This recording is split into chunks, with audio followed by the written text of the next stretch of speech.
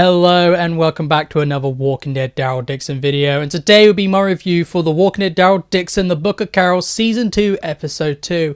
And this episode is an interesting one because it is better than Episode 1 in some parts, however in other parts it is worse. So let's talk about that. So the plot of Episode 1 is about Carol making her way to France, and on the Daryl side of things, it's about him enjoying his life with Isabelle and Laurent. And then something happens. Laurent goes missing, and the rest of the episode is about Daryl leading a group to go and find Laurent.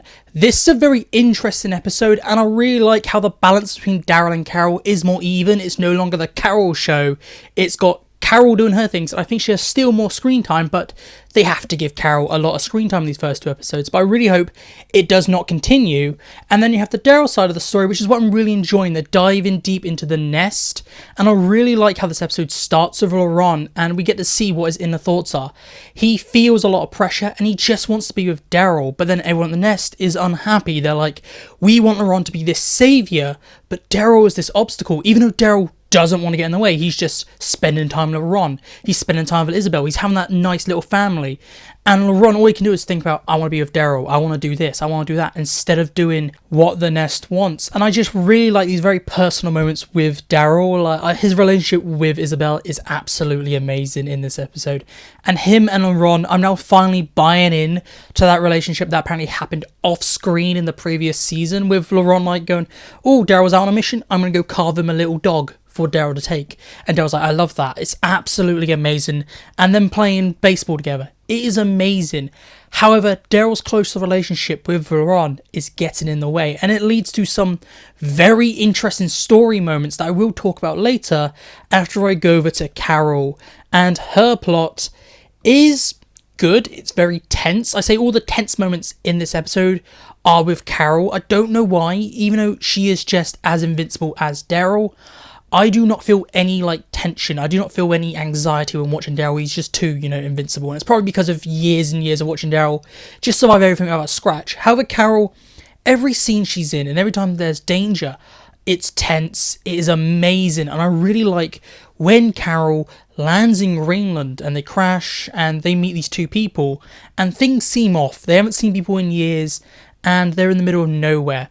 And Greenland looks amazing. I doubt they filmed in actual Greenland. It'd be interesting to find out where they actually filmed. But Greenland looks amazing. The actors are amazing. You get this off feeling with them, and they get split up, Ash and Carol. And you slowly figure out what's happening, and it is horrific. And then you have the character who's like, oh, nice crossbow. And Carol's like, yeah. And she's like, do you mind? And she just puts it down, loads it, and then points it at Carol.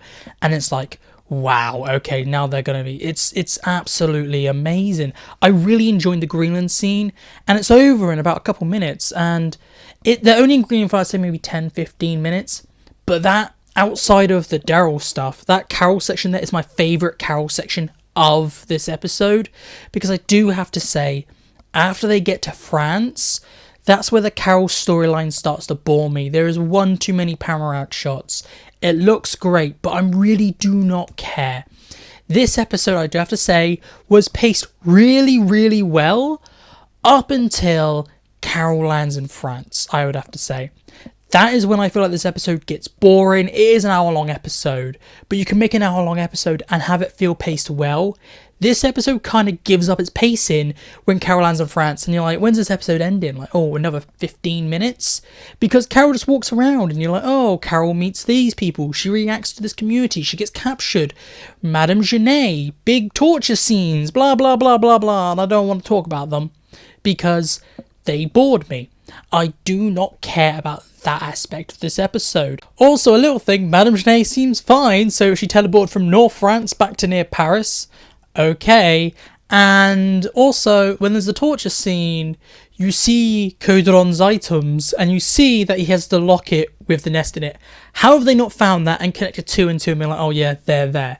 It's really, really annoying the more you think about it. It's just what I've seen with Daryl Dixon in these first two episodes. The more you think about weird small subplots or weird parts of the story, the less it makes sense. And on the surface, it looks fine. It's just when you look into what's actually happening, it does have, oh really, it's like the gate thing from episode 1. There are moments in this episode. I just can't get over how much the Carol subplot went from being absolutely amazing to boring me, and that's something I have to warn you about. If you sometimes get bored about just a lot of walking, that's what Carol gives you. And I think some people even dislike the Greenland plot. You know, I really enjoyed it because it was cool. It amounts to nothing. It is really filler in an already bloated episode. And some people might hate that. Personally, I would give it a slide, but some people would absolutely hate that. But that's enough of Carol. Moving on to the back half of the Daryl Dixon storyline. And there is some issues too. And that is that the storyline treats you like you're an idiot. There's something sus about Laurent disappearing, and you do figure out yourself, like, oh yeah, this has happened. And they kind of stretch it out to, oh, what's this? I just thought it was really, really dumb.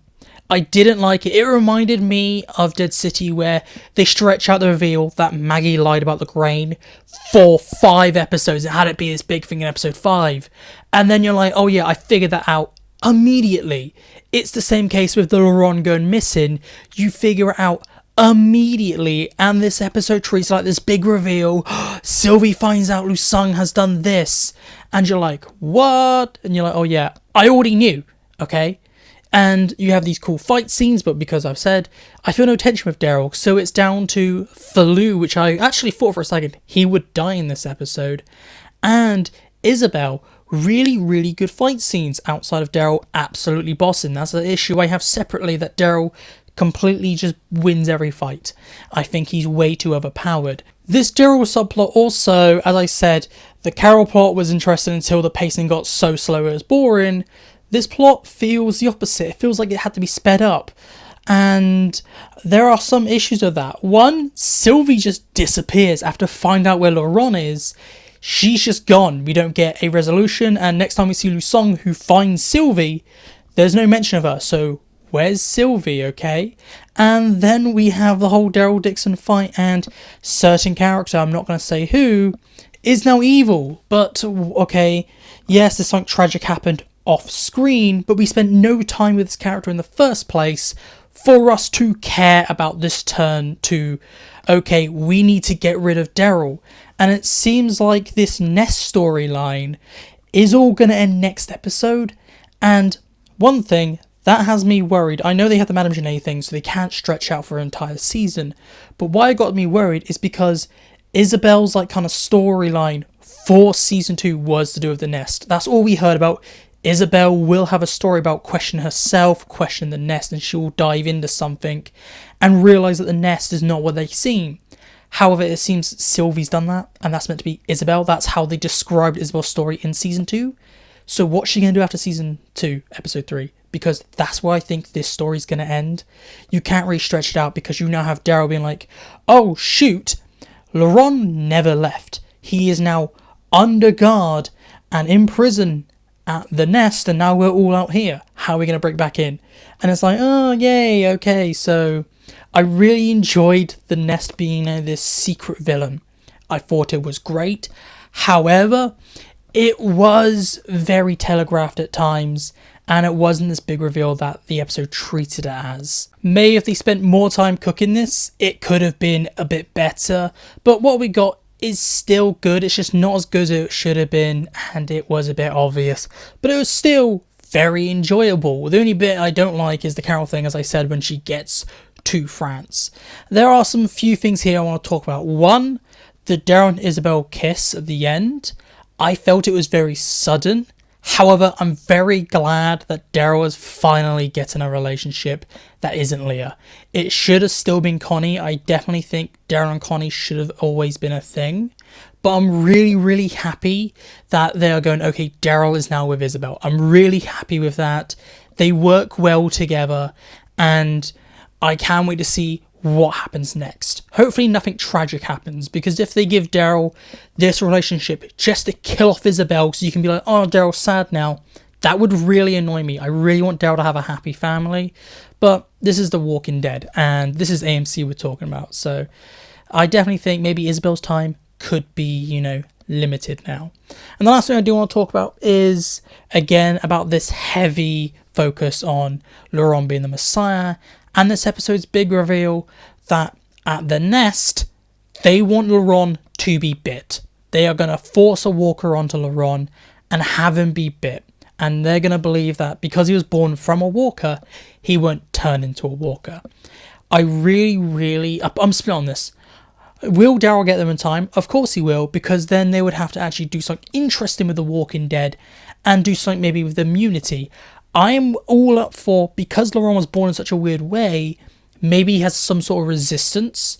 I really want that. Some people really hate it, but I think it would be cool.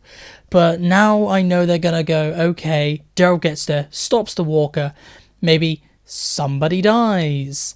I doubt it'll be Isabelle, because we know shots from the trailer where Daryl's talking to Laurent about going to America, and he mentions Isabelle's come with me. So we know that isn't going to happen. But I'm really up for Daryl losing and Laurent getting bit and Laurent being safe. However, I don't think they're ever going to do that, which really does suck, because I really enjoy that potential idea to be explored in the Walking Dead universe. And it sucks that only Fear the Walking Dead has had the guts to do it.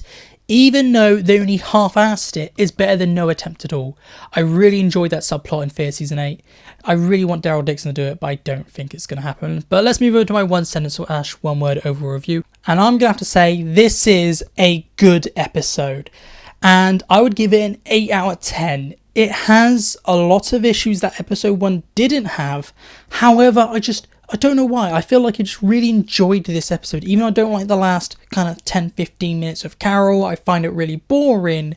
But the Daryl subplot and what they were building up to with Laurent, even though it is very obvious, it's interesting. There's a lot of interesting things going on in this episode. So it does counteract the bloatedness of this episode. So an 8 out of 10, good episode. But please tell me down below, what do you think? Did you love this episode? Did you dislike it? Let me know all your thoughts down below. This is it for me today, so goodbye, peace out, and I'll talk to you later.